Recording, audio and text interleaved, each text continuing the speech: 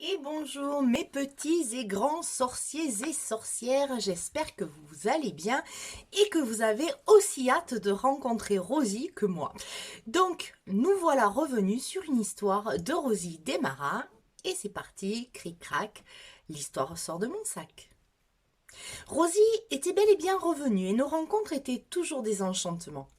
Après m'avoir vaguement raconté son initiation, elle avait repris ses activités et ses enseignements. Nous parlions de plantes médicinales, des pierres de soutien, de la magie des arbres.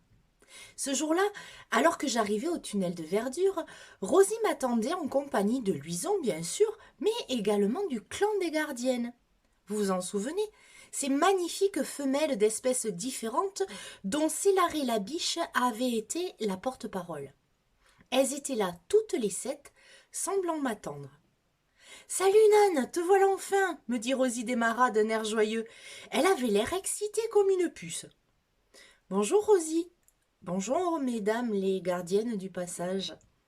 Bonjour Nan, me répondirent en chœur Célaré la biche, Claoma la grenouille, Pyrrha l'aiglette, Martua la hérissonne, Saba l'écureuil, Betty la lapine blanche et Lorana la fauconne. J'avoue que j'étais impressionnée par ce clan des sages. Elles semblaient toutes si sages. Nan, il faut absolument que je te dise. Nous avons pris une décision te concernant, le clan des gardiennes et moi. Elles vont m'aider à parfaire ton apprentissage puisque maintenant tu peux communiquer avec elles. Oui, alors bon, communiquer, faut le dire vite, hein, c'est arrivé qu'une seule fois. Ben aujourd'hui, tu les as bien entendues te répondre à ton bonjour. Oui, c'est vrai. Mais en fait, je n'ai communiqué qu'avec Célaré. Célaré, c'est normal, ce fut la première à rejoindre le clan. Il y a très longtemps de cela, dans la forêt magique, vivait en permanence la Volva, une vieille sorcière venue des grands plateaux du Nord. Elle est arrivée d'on ne sait où et s'est installée dans la forêt magique, alors que les arbres n'étaient encore que des arbrisseaux. Un jour, elle prit conscience qu'il fallait protéger cet endroit. En effet, après plusieurs visites sur la terre des hommes, elle constata que ces derniers étaient des êtres dangereux et avides de pouvoir. Elle a risqué bien souvent sa vie pour aider des femmes et des hommes de ton monde qui voulaient installer la magie de l'amour et de la guérison. Les rois et ceux de pouvoir ne voulaient pas de ça pour leur royaume. Alors ils se mirent à chasser les sorcières, les mages et tous ceux qui faisaient le bien autour d'eux pour les brûler, les noyer et pire encore. Ils inventèrent des mensonges en créant un être brutal et méchant qu'ils appelèrent diable et dirent que ces braves personnes travaillaient pour cette créature. Ils installèrent la peur et la méfiance. Ils firent des choses horribles au nom de la morale et de la paix. Alors, la Volva sauva le plus de personnes qu'elle put, mais la tâche était difficile.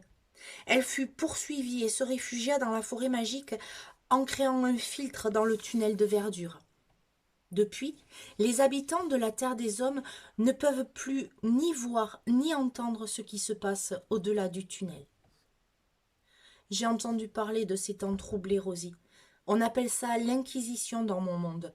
C'est une période sombre et violente. Des hommes ont voulu imposer leurs croyances et surtout garder les secrets de la connaissance pour eux. Ces gens sont contre la liberté d'être et de penser pour les gens du peuple. Ils ne veulent que le pouvoir, l'argent et l'asservissement. Mais c'était il y a très longtemps, tu sais, Rosie. La Volva est très très vieille, Nan. Aujourd'hui, elle ne vit plus dans la forêt magique, mais il vient de temps en temps pour des choses très importantes, comme par exemple décider si je suis apte à recevoir une initiation. Dans ma petite tête d'humaine, j'essayais de calculer quel âge pouvait bien avoir cette sorcière nordique. L'Inquisition avait eu lieu au XVe siècle de notre ère, et nous étions au XXIe siècle. Elle avait donc au moins 600 ans.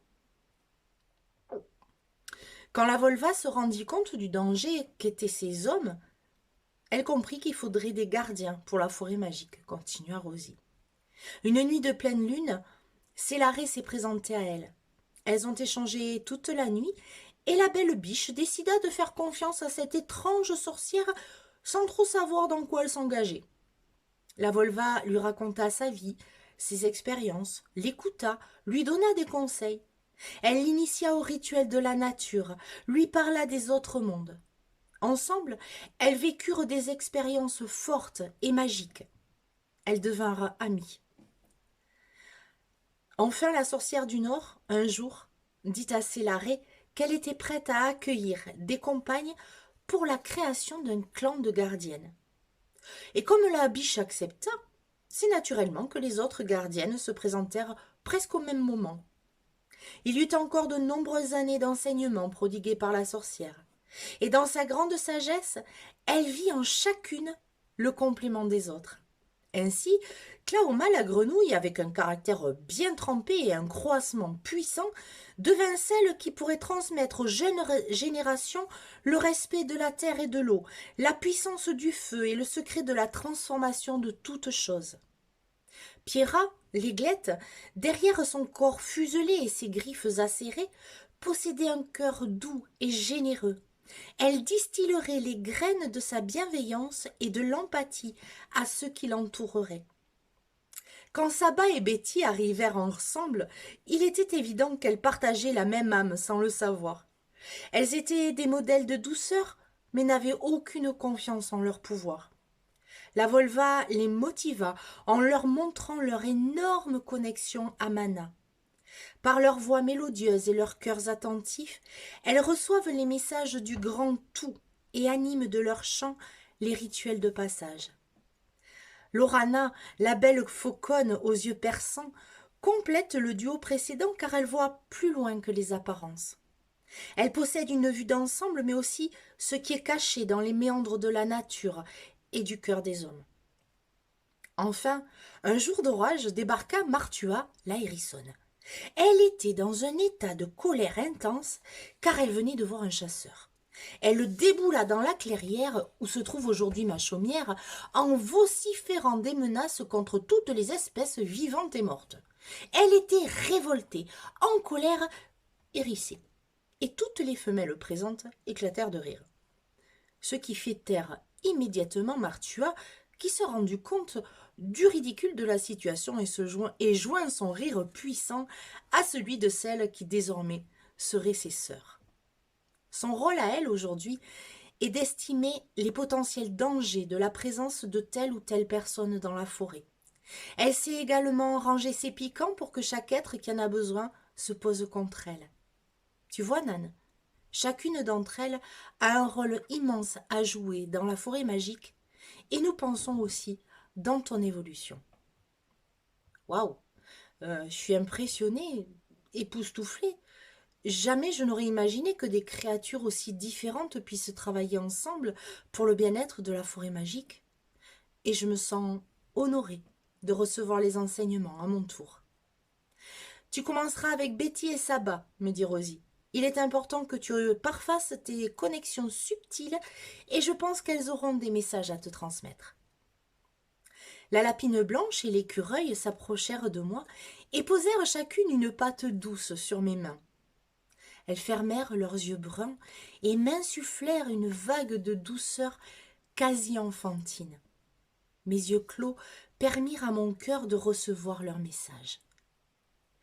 Dans le cœur, Mana murmure, un chant de paix doux et pur. Par sa simplicité, elle se révèle, l'amour en nous, éternel, sans pareil. Maintenant, l'instant est venu, nos âmes se sont reconnues. Par le cœur, la connexion s'étend, l'univers est en nous à présent. Des larmes de joie coulaient le long de mes joues. J'avais l'impression de ressentir ce que mes douces amies ressentaient. Il me semblait que je faisais partie d'elles comme elles faisaient partie de moi. Je me sentais pleine et entière. Nan, maintenant que la connexion est faite entre nous, nous pourrons communiquer avec toi, peu importe que nous soyons ensemble ou pas. Pose-nous toutes les questions que tu veux et nous y répondrons. Un cri perçant fendit les airs. Lorana piqua droit vers moi et se posa sur mon épaule gauche. Je n'osais plus bouger. Elle glissa sa tête dans mon cou et je l'entendis murmurer à mon oreille. Ouvre grand tes yeux pour ne rien oublier. Ouvre grand ton cœur pour ne rien craindre. Je t'apprendrai la vision puissante des choses cachées. Je t'accompagnerai sur les chemins escarpés. Ne crains rien, je suis à tes côtés. La fauconne reprit son vol et me laissa sans voix, pour une fois. Voilà, Nan, pour aujourd'hui. Tu vas recevoir les enseignements indispensables du clan des gardiennes. Martua t'en a jugé digne, et son fin museau ne se trompe jamais. Ne t'inquiète pas, elles seront toutes là pour toi, et moi aussi, bien sûr. Laisse faire la magie de Mana. Aie confiance en nous. Je suis émue, Rosie. Je me sens tellement privilégiée. Il est temps que la terre des hommes ressente un peu plus de magie et de la magie de l'amour, Nan. Allez, file chez toi. Moi, j'ai des biscuits au gingembre à faire et si je ne veux pas que l'huison devienne désagréable. Je saluai mes belles amies à jambes, poils, plumes et piquants et reprenais avec une nouvelle légèreté ma route pour la chaumière Léana. Je ne pouvais raconter cette aventure à personne, à part à vous, qui allez me croire. J'allais recevoir des leçons de spiritualité d'une lapine, d'une écureuil et d'une fauconne. Pour le coup, c'était pas l'Inquisition qui m'attendait, mais l'hôpital psychiatrique. Cric-crac, l'histoire rentre dans mon sac. Cette histoire, elle était un petit peu plus sérieuse, mais j'espère qu'elle vous aura plu et que vous aurez ressenti la magie de ces instants bénis. Et puis, comme d'habitude, vous me dites en dessous si vous avez aimé, qui vous préférez peut-être déjà, puisque c'est la deuxième fois que vous rencontrez le clan des gardiennes. Puis moi, je vous dis au mois prochain pour retrouver Rosie, mais à la semaine prochaine pour d'autres contes, d'autres aventures. J'attends un pouce, un cœur, des commentaires, des étoiles. En tout cas, j'espère que je vous mets des étoiles plein les yeux. Je vous embrasse très très fort et je vous dis à tout bientôt. Au revoir.